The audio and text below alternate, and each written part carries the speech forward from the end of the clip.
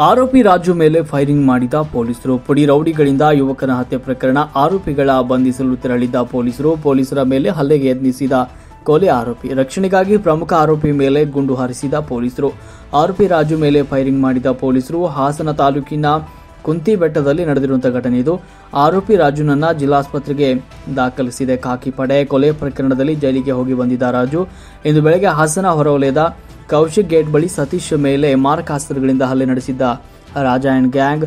ಹಾಸನ ಗ್ರಾಮಾಂತರ inspector ಮಂಜುನಾಥ್ರಿಂದ firing ಮಾಡಲಾಗಿದೆ. ಹಾಸನ ಗ್ರಾಮಾಂತರ ಪೊಲೀಸ್ ಠಾಣಾ ವ್ಯಾಪ್ತಿಯಲ್ಲಿ ಒಂದು ಘಟನೆ ಸಂಭವಿಸಿದೆ.